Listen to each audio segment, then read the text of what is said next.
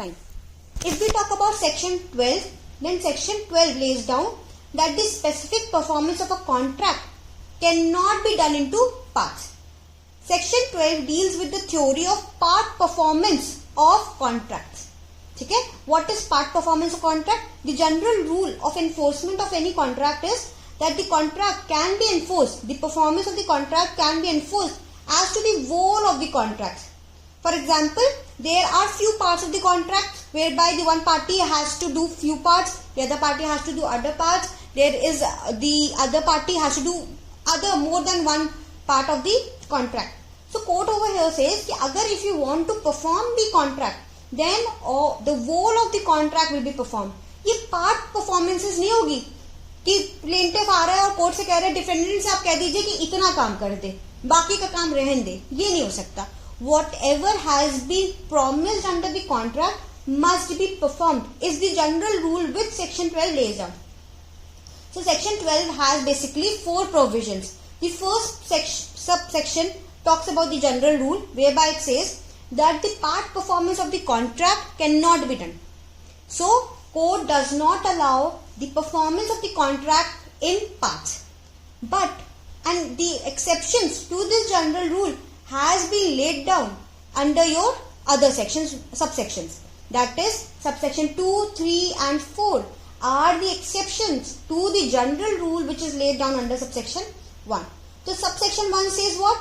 That court will not be enforcing. There is no mandatory obligation upon the court to enforce the part performance of the contract.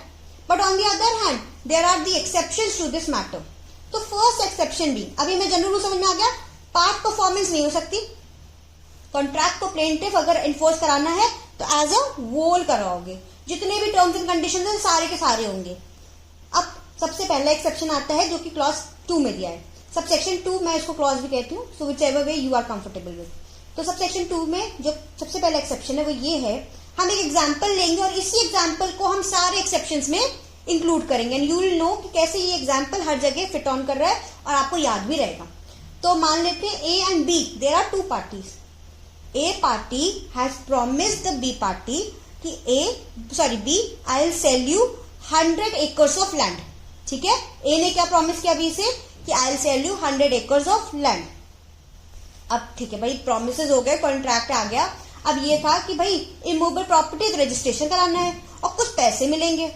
100 acres of land for 1 lakh rupees था, मान लेते हैं.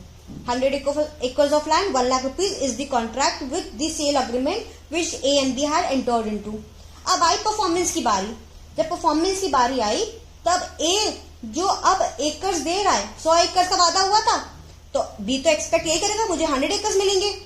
पर जब देने की बात है, जब एक्चुअल सेल की बात आई, तब A ने B को बताया, B यार मेरा जो 90 एकर्स ऑफ लैंड है वो तो मेरे नाम पे है, उस पे तो कोई इशू नहीं है, वो तो मैंने तेरे से प्रॉमिस किया था, I will give you. But the problem lies in the 10 acres of land. वो जो 10 एकर्स ऑफ लैंड जो है ना, वो मेरे नाम पे नहीं है. मुझे पता नहीं था, मुझे लगा कि मेरा पूरा 100 एकर्स ऑफ लैंड मेरे नाम पे है, इसीलिए मैंने तुमसे ये प्रॉमिस कर दिया. 10 एकर्स ऑफ लैंड मेरे नाम पे नहीं, तो एक काम करो, मेरे से 90 एकर्स ऑफ लैंड ले लो. यहां पर पार्ट परफॉर्मेंस हो रही है ना. यहां पर बी ने क्या वादा हुआ था ए और बी के बीच में 100 एकर्स लैंड के लिए. कोर्ट क्या कह रहा है, पार्ट परफॉर्मेंस के लिए मत आना. 90% ऑफ 90 एकर्स ऑफ लैंड अगर आपको परचेज करनी है या सेल करनी है, उसको मैं एनफोर्स नहीं कराऊंगा. But an exception to it is what, जहां पर promisor, the defaulting party, the promisor जिसने प्रॉमिस किया था कि he will give 100 acres of land, अगर उसको ये चीज लगती है कि यार मेरी ही गलती थी, मेरी गलती की वजह से promisee will be suffering, the other party will be suffering who has no fault in it, तो यहां पर वो सबसेक्शन 2 के अंदर एक एक्सेप्शन क्रिएट कर रहा है. वो क्या कह रहा है, कोर्ट मुझे पता है आप पार्ट परफॉर्मेंस नहीं करा सकते, बट मैं जो 10 एकर्स ऑफ लैंड जिसके लिए मैं इनको ये एकर्स ऑफ लैंड नहीं दे पा रहा हूं, उसके लिए मैं कॉम्पनसेशन देना चाहता हूं. तो when ever the part performance में जो अनपरफॉर्म पार्ट है बाय द प्रॉमिसर, ठीक है, प्लीज कॉन्सेंट्रेशन, बहुत ज्यादा आप डिस्ट्रैक्ट हो रहे हो. खुशी बिल्कुल नहीं डिस्ट्रैक्ट होना है. सबसे कह दो कि अभी फॉर टाइमिंग मत बात करो, कुछ मत करो. ठीक है, मैं कंटिन्यू करूं कि आपको समझ में आ गया है? इतनी बार तो कैमरा ऑन ऑफ हुआ कि मैं ही खुद डिस्ट्रैक्ट हो रही थी. समझ में आया? अरे कुछ आवाज ही नहीं आ रही है, तो मेरे में कुछ इशू हुआ है क्या? ठीक है, then I will go ahead. Fine. So what happened over here, subsection 2 कहता है जब भी in the contract there is unperform part of the contract, जो कि परफॉर्मेंस हो ही नहीं सकता, वो बहुत स्मॉल पोर्शन है. जैसे इस सिचुएशन में जहां 90 एकर्स का परफॉर्मेंस हो रहा है, पर 10 एकर्स ऑफ लैंड का परफॉर्मेंस नहीं हो पा रहा है, क्योंकि 10 एकर्स ऑफ लैंड उसके नाम पे नहीं है. तो कोर्ट कहता है कि मैं परफॉर्मेंस करवा दूंगा, पर एक कंडीशन में. एक क्या कंडीशन? जब promisor accepts the consideration for the same, he is ready to give the compensation, not consideration, compensation for the same. जहां पर ए कहता है कोर्ट आप प्लीज बी से कहो कि 90 एकर्स ऑफ लैंड मुझसे पैसे में ले ले, 1 लाख का हुआ था तो भाई 90,000 रुपए दे दे, और जो मैं 10 एकर्स ऑफ लैंड नहीं दे पा रहा हूं उसके लिए मैं उसको कॉम्पनसेशन देने को रेडी हूं. अंडरस्टूड? तो यहां पर कितना पैसा देगा? माइनस 10 एकर्स ऑफ लैंड का जितना अमाउंट है उसको माइनस कर देंगे, जो रिमेनिंग जितना एकर्स ऑफ लैंड का काम हो रहा है, परफॉर्मेंस हो रही है, उतने एकर्स ऑफ लैंड का पैसा दो, और मैं क्योंकि मैं डिफॉल्टिंग पार्टी हूं मेरी वजह से मैं कॉम्पनसेशन दूंगा. Very simple. एक्सेप्शन, कोर्ट कह रहा है भाई जब मियां बीवी राजी तो क्या करेगा काजी वाली सिचुएशन है. जब दोनों राजी हैं और कॉम्पनसेशन भी दे रहा है डिफॉल्टिंग पार्टी, तो बस बात खत्म, मैं पार्ट परफॉर्मेंस ऑफ कॉन्ट्रैक्ट को एनफोर्स कर दूंगा. अब आती है सेकंड सिचुएशन जो कि क्लॉज 3 में है. क्लॉज 3 में सिचुएशन है जहां पर larger portion of the contract can not be performed. ये लार्जर पोर्शन क्या है? मान लेते हैं 40 एकर्स ऑफ लैंड किसी और के नाम पे है और 60 एकर्स ऑफ लैंड ए के नाम पे है. अब यहां पर तो लार्जर पोर्शन हो गया ना. इस लार्जर पोर्शन के सिचुएशन में 2 सर्कमस्टांसेस कोर्ट ने डील करे. एक ऐसा सर्कमस्टांस जहां पर defaulting party is agreeing to pay compensation for the unperform part, जहां पर 40 एकर्स ऑफ लैंड के लिए defaulting party that is the promisor, remember the term, only the promisor. ठीक है, प्रोमिसर इज अग्रीइंग कि भाई मेरी वजह से गलती हुई है, मेरी फॉल्ट थी, जिस वजह से मैं आपको जो मैंने वादा किया था उसको निभा नहीं पा रहा हूं, तो लेट्स जस्ट डील कि मैं आपको 60 एकर्स ऑफ लैंड जितना वादा हुआ था, 1 लाख का पूरा कॉन्ट्रैक्ट प्राइस था, तो कॉन्ट्रैक्ट में 1 लाख माइनस 40,000 मान लेते हैं, 10,000 ईच एकर्स का. या मैंने सही कैलकुलेशन किया ना? नहीं ना, मेरी मैथ्स बहुत वीक है, सो जस्ट डू अकॉर्डिंगली. मान लेते हैं 40 एकर्स ऑफ 40,000 था 40 एकर्स का. ठीक है, तो अकॉर्डिंगली वो माइनस कर देंगे, तो 60,000 बन रहा है आपका अमाउंट, वो आप पे करो, और जो मैं 40 एकर्स आपको नहीं पे कर पाया उसके लिए मैं कॉम्पनसेशन पे करूंगा. Understood? This is the first situation जहां पर promisor is agreeing to pay the compensation for the unperform part. ये तो कुछ काइंड ऑफ सिमिलर नहीं है सेकंड प्रोविजन से, पर एक डिफरेंस, सबसे बड़ा डिफरेंस तो वही है कि वहां पर स्मॉलर अनपरफॉर्म पोर्शन था, यहां पर लार्जर, कंसिडरेबली लार्जर पोर्शन है. एक और डिफरेंस है, यहां पर कोर्ट भी समझदार है, कोर्ट को भी लग रहा है कि ये तो बहुत बड़ा पोर्शन छुटा है, हो सकता है जिसके भी नाम पे, हो सकता है बाद में एक के नाम पे आ जाए, तो वही कोर्ट उसी सूट पे जो दूसरी party that is the defendant, उनसे कहता है डिफेंडेंट आज ही यहीं पर एक वादा करो.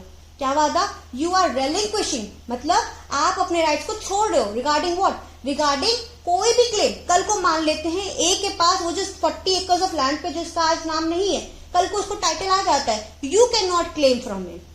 ठीक है, स्मॉलर पोर्शन में ऐसा कोई वादा नहीं करवाया कोर्ट ने. कोर्ट ने कहा थोड़ा तो है, लड़ेंगे झगड़ेंगे आ जाएंगे, हम कर देंगे. जब जहां लार्जर पोर्शन की बात की तो कोर्ट कह रहा है क्योंकि इन्होंने आज आपको कॉम्पनसेशन दिया है for 40 acres of unperform part, तो मेक श्योर कि आज आप यहीं पर रेलिंक्विश करते हो as to any further claim and further compensation. कोई भी फर्दर क्लेम नहीं करोगे आप regarding those 40 acres of land. कल को अगर टाइटल आ जाता है ए के पास, सेकेंडली कोई कॉम्पनसेशन भी नहीं क्लेम करोगे. जो चीजें थी वो इसी दौरान इसी सूट में क्लियर आउट हो गई है. ठीक है, तो फिर से मैं एक बार दोहराती हूं. सबसे जनरल रूल जो है सेक्शन 12 का वो ये है, part performance of the contract can not be allowed. The first exception is given under subsection 2 whereby the unperformed part is a considerably smaller portion and the promisor or the defaulting party is agreeing to pay the compensation for the same. तो यहां पर matter solve हो जाएगा.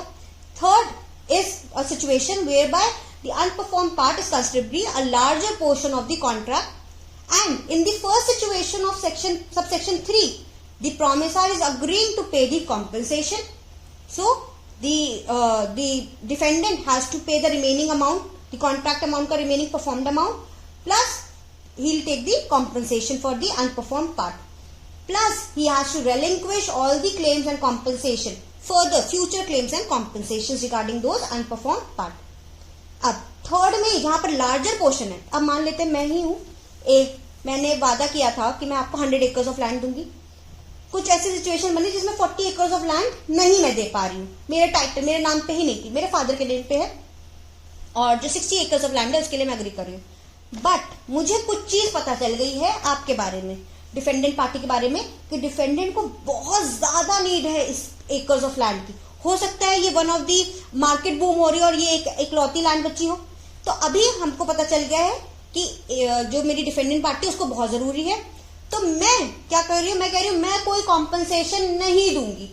मैं कह रही हूँ कि अगर तुमको defendant you want to purchase this land, जो कि 60% मैं दे रही हूँ, मेरा जो कॉन्ट्रैक्ट था आपके साथ वो तो 100% ऑफ लैंड का था, बट अभी due to some circumstances which are not in my control I am giving you only 60%।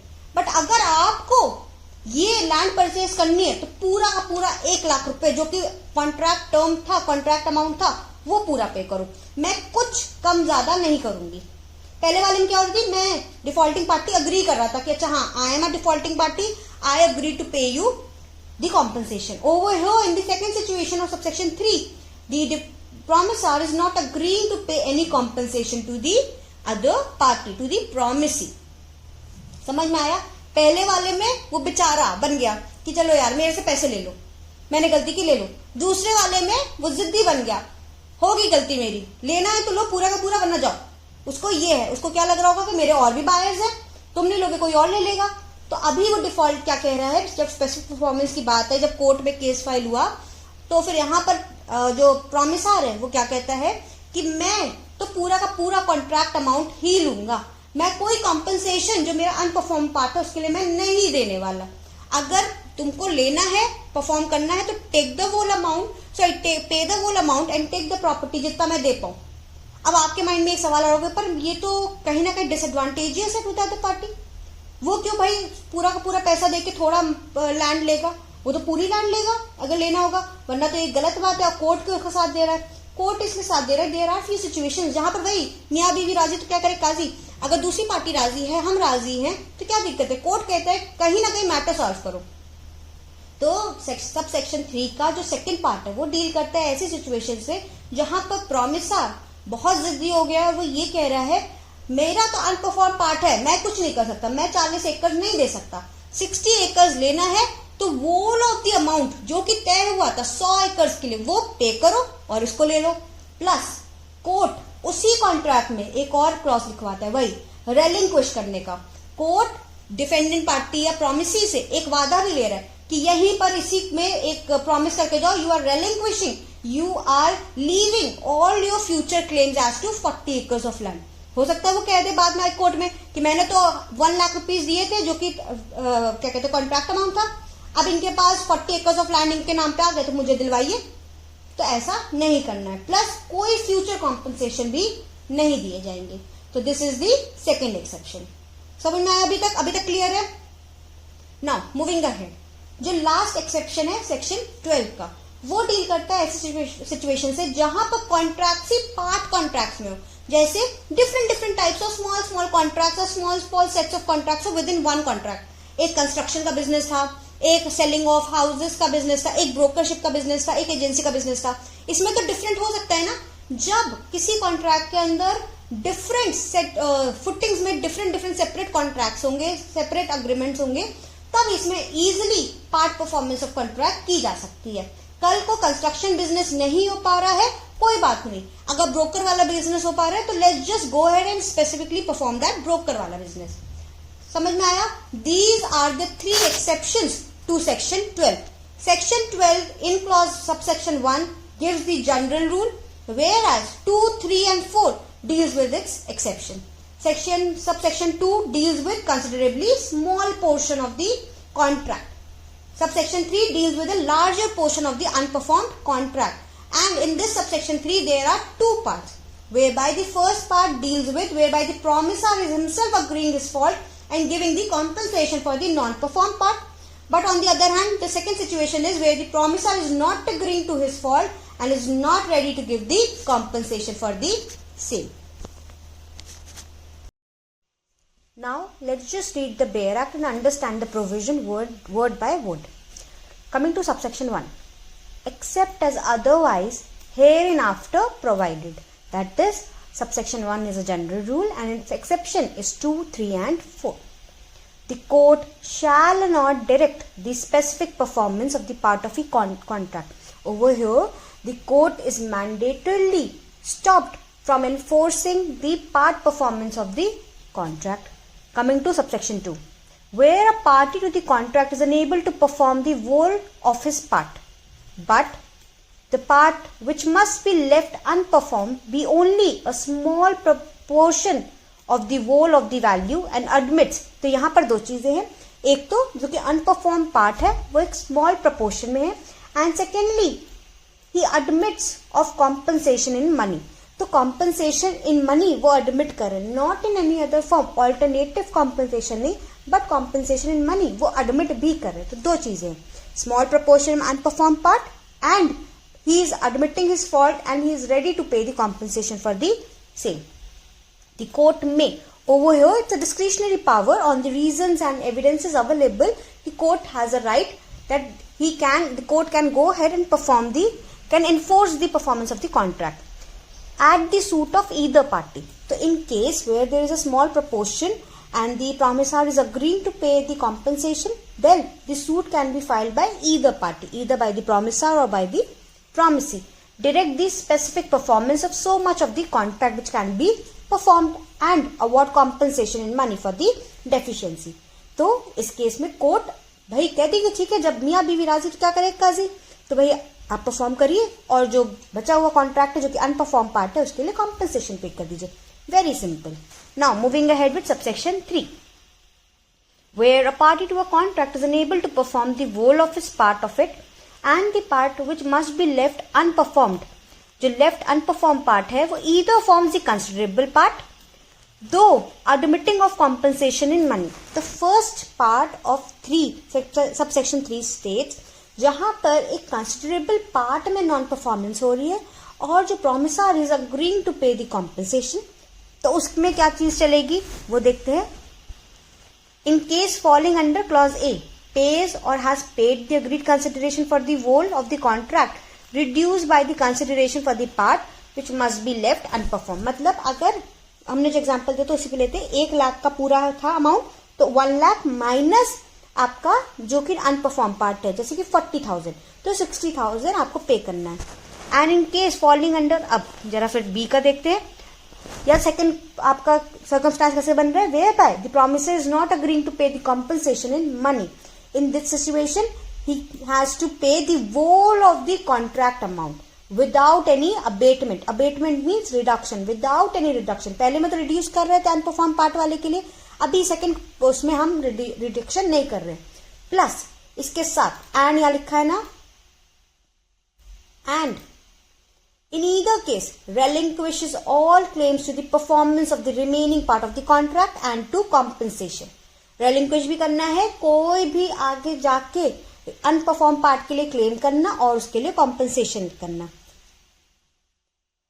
ठीक है, अंडरस्टूड, वेरी सिंपल. अब एक चीज यहां पर हमको जो वो करनी नोट कि सबसेक्शन 3 में who is the party to file the suit, जैसे सबसेक्शन 2 में on the suit of either party, subsection 3 कहता है only on the suit of the party which is not in default. ठीक है, at the suit of the other party, direct the party in default to perform specifically. So सब ये question आपका pre में आता है. एक तो ये who can file the suit, and in the case of subsection 3 whereby the considerable part is unperformed, then the suit can be filed by the other party who is not at fault. Now coming to the last provision, where a party to a contract which taken by itself can and ought to be specifically performed stands on separate and independent footing. जब एक ही contract में different types of agreements हो या आप कह लें terms हो, तो उस सिचुएशन में हम चेंज कर सकते हैं और specific performance of the part of the contract is possible. Understood. So this is the most important provision for your prelims and mains. मैंने प्रीलिम्स के हिसाब से मेंस के हिसाब से दोनों के हिसाब से आपके लिए सेक्शन 12 को बाइफरकेट डिकोड कर लिया है. Make sure you remember this and make sure you mark whatever I have made you mark in the BEAR Act. Now with this I'll end the session and we'll meet in the next class. Please make sure to subscribe and press the bell icon so that these classes will help you in future for your mains and for your interview as well. Thank you so much.